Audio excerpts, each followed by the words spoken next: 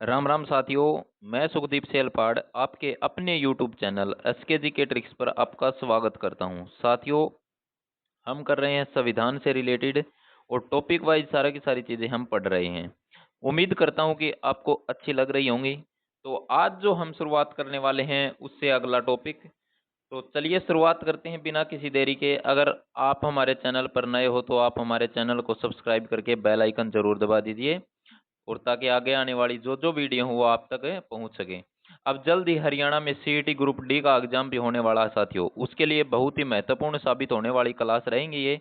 अगर आपके डॉक्यूमेंट तैयार नहीं है तो आप अपने डॉक्यूमेंट तैयार जरूर कर लीजिए, क्योंकि जल्द ही भर्ती प्रक्रिया शुरू होने वाली है और फॉर्म निकलने वाले हैं। ताकि और फॉर्म के लिए बहुत ही कम टाइम मिलेगा, कदे फिर बाद में तुम सोचो कि भाई अभी बनवा लें, फॉर्म निकलने के बाद अप्लाई कर देंगे, उस टाइम भीड़ हो जाती है। तो चलिए शुरुआत करते हैं। और संविधान सभा में सांप्रदायिक के आधार पर जो सदस्य हैं उनके बारे में हम बात करें तो वो कितने होंगे साथियों? 389। 389 होंगे साथियों। और 389 में अगर हम बात करें तो 213 तो सामान्य हो गए, ठीक है। और मुस्लिम की अगर बात करें तो 79 हो गए। सिख की अगर बात करें तो 4 हो गए, ठीक है। अगर ईब हम बात करते हैं साथियों, देखिए ये 3 कम्युनिटी बना दी गई थी, एक तो सामान्य होगी, एक मुस्लिम और एक सिख। ये किस तरह से बांट दी? देखिए इसमें तो जो मुस्लिम धर्म के हैं वो आ गए, इसमें सिख आ गए। सामान्य क्या आ गए साथियों? सामान्य में बाकी जो बच गए वो सारे के सारे सामान्य में आ गए थे साथियों।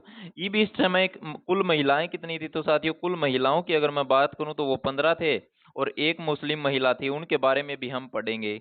इब चुनाव की अगर मैं बात करूं तो देखिए 296, तो 296 में से कांग्रेस को 208 प्यारे साथियों, और मुस्लिम लीग को 73, और अन्य को कितने?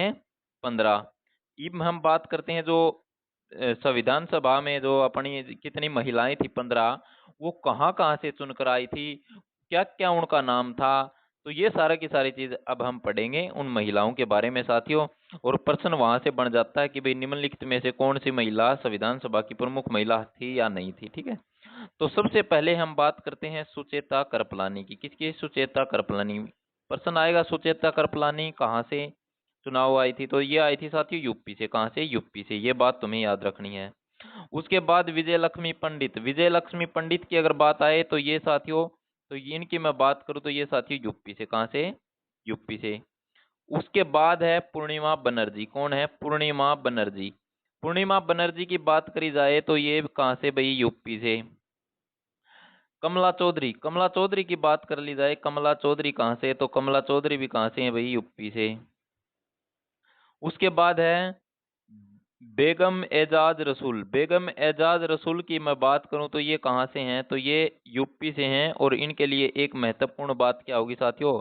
इनके लिए जो महत्वपूर्ण बात है वो है ये एकमात्र मुस्लिम महिला। क्या है? एकमात्र मुस्लिम महिला होंगी। ये बात तुम्हें अच्छी तरह से याद रखनी है। ये तुम्हें यहाँ से हाईलाइट भी कर देता हूं मैं, एकमात्र मुस्लिम महिला। ये तुम्हें अच्छी तरह से याद रखना है। क्या है? एकमात्र मुस्लिम महिला होंगी। ये बात तुम्हें याद रखनी है। उसके बाद अगर मैं बात करूं प्यारे साथियों, तो उसके बाद है राजकुमारी अमृता कौर। कौन है? राजकुमारी अमृता कौर। ये कहाँ से आई? तो ये आई भाई एमपी से, मध्य प्रदेश, ठीक है। उसके बाद हम बात करते हैं सरोजनी नायडू। कौन है? सरोजनी नायडू। सरोजनी नायडू कहाँ से भाई? बिहार से। हंसा मेहता। हंसा मेहता की बात करें तो वो साथियों मुंबई से। जी दुर्गाबाई। जी दुर्गाबाई की बात करें तो ये कहाँ से? तो ये मद्रास से प्यारे साथियों, ठीक है। उसके बाद है भाई दक्षयानी। दक्षयानी कहाँ से? दक्षयानी मद्रास से। मद्रास। उसके बाद मैं बात करूं तो साथियों अम्मू स्वामीनाथन। अम्मू स्वामीनाथन की बात करूं तो ये कहाँ से? मद्रास से। मालती चौधरी। मालती चौधरी की बात कर ली जाए तो साथियों उड़ीसा से। कहाँ से? उड़ीसा से। रेणुका राय। रेणुका राय की बात करें तो ये कहाँ से? तो ये पश्चिम बंगाल से। उसके बाद लीला राय। लीला राय की बात आ जाए तो ये पश्चिम बंगाल से। कहाँ से? पश्चिम बंगाल से। उसके बाद मैं बात करूं तो साथियों एनी मस्करी। ये कहाँ से? तो ये ट्रावनकोर से आई साथियों। ये सारा की सारी तुम्हें याद रखनी है। 15 की 15 महिलाओं की मैं बात करूं तो एक बार फिर से मैं आपको बता देता हूं कहाँ से शुरू होते हैं। देखिए साथियों सबसे पहले हम बात करते हैं सुचित्रा कृपलानी की, उसके बाद विजय लक्ष्मी पंडित की, पूर्णिमा बनर्जी की, प्यारे साथियों कमला चौधरी की, उसके बाद बेगम एजाज रसूल, ये तुम्हें याद रखना है, ये एकमात्र मुस्लिम महिला। उसके बाद राजकुमारी अमृता कौर मध्य प्रदेश, सरोजिनी नायडू बिहार, हंसा मेहता मुंबई। उसके बाद मैं बात करूं तो साथियों जी दुर्गाबाई और दक्षियानी और स्वामी नाथन, ये तीनों के तीनों मद्रास से याद रख लेना। मालती चौधरी उड़ीसा याद रख लेना। रेणुका राय, लीला राय, ये दोनों के दोनों पश्चिम बंगाल से याद रख लेना। एनी मस्करी ट्रावन कोर याद रख लेना साथियों, ठीक है। उसके बाद हम बात करते हैं डॉक्टर भीमराव अंबेडकर के बारे में, ठीक है। डॉक्टर भीमराव अंबेडकर के बारे में पूछ लिया जाता है कि ये पहले चुनाव कहाँ से भाई, तो पहले तो चुने गए साथियों पूर्वी बंगाल से। कहाँ से? पूर्वी बंगाल से चुने गए, लेकिन पुनः चुने गए मुंबई प्रेसिडेंसी की पुन्ना सीट से साथियों, पुन्ना सीट से एम आर जयकर के स्थान पर साथियों, ठीक है। ये तुम्हें याद रखनी है। उसके बाद है संविधान सभा की प्रथम बैठक। संविधान सभा की प्रथम बैठक हुई साथियों 9 दिसंबर 1946 को, और ये दिल्ली में आयोजित हुई।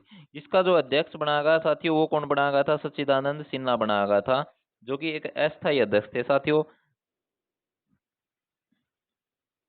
इसमें कुल सदस्यों की बात आए तो 211, और कुल महिलाओं की अगर बात आ जाए तो कितनी? 9। कुल महिला इसमें कितनी? 9। इब संविधान का निर्माण की अगर मैं बात करूं, संविधान निर्माण से रिलेटेड संविधान सभा की पहली बैठक, तो पहली बैठक ये मैंने बता दी भाई। संविधान निर्माण के लिए पहली बैठक 9 दिसंबर 1946 में हुई, और कड़ा हुई भैया दिल्ली में हुई। इसका अध्यक्ष कौन चुना गया भाई? जो कि अस्थायी अध्यक्ष था, तो डॉक्टर सच्चिदानंद सिन्हा को इसका अस्थायी अध्यक्ष चुना गया था। इसमें कुल सदस्य के बारे में तुमसे पूछे तो 211। कितने हैं? 211 होंगे, ये तुम्हें अपने दिमाग में बैठा लेना है। उसके बाद अब इसकी दूसरी बैठक की बात करें तो 11 दिसंबर 1946 में इसकी दूसरी बैठक हुई थी साथियों, और ये दिल्ली में हुई थी। संविधान सभा की दूसरी बैठक दिल्ली में 11 दिसंबर 1940 को, पहली 9 दिसंबर 1940 की हुई थी, और दूसरी हुई थी 11 दिसंबर 1940 ने। और इसका जो अध्यक्ष चुना गया था वो कौन चुना गया था? तो यो है साथियों डॉक्टर राजेंद्र प्रसाद चुना गया था। यह बात तुम्हें अच्छी तरह से याद रखनी है। इसके जो उपाध्यक्ष की बात आ जाए तो कि भाई इसका उपाध्यक्ष कौन था, तो इसका उपाध्यक्ष था साथियों अच्छी मुखर्जी और वीटी कृष्णमाचारी। और सैद्धांतिक सलाहकार की बात आए भाई, इसका सैद्धांतिक सलाहकार तो बी एन राव, यानी कि बेनेगल नरसिंह राव, ठीक है। उसके बाद उद्देश्य प्रस्ताव आता है साथियों। उद्देश्य प्रस्ताव किसके द्वारा लाया जाता है? तो ये 13 दिसंबर 1940 को लाया जाता है पंडित जवाहरलाल नेहरू के द्वारा। इसको स्वीकार कब किया जाए? तो स्वीकार की बात आओ तो 22 जनवरी 1947 को इसको स्वीकार कर लिया जाए संविधान सभा के द्वारा, ठीक है। इसकी उद्देशिका बन जाती है साथियों 26 नवंबर 1949 को। ये सारा की सारी चीज तुम्हें अपने दिमाग में रखनी है। तो ये हमारी आज की क्लास है साथियों, संविधान से रिलेटेड। उम्मीद करते हैं आपको अच्छी लगी होगी। अगर अच्छी लगे तो ज़्यादा से ज़्यादा शेयर कर देना, और अपने सारे डॉक्यूमेंट तैयार कर लेना, क्योंकि कभी भी ग्रुप डी हरियाणा सीईटी का फॉर्म आ सकते हैं। जय हिंद साथियों, जय भारत।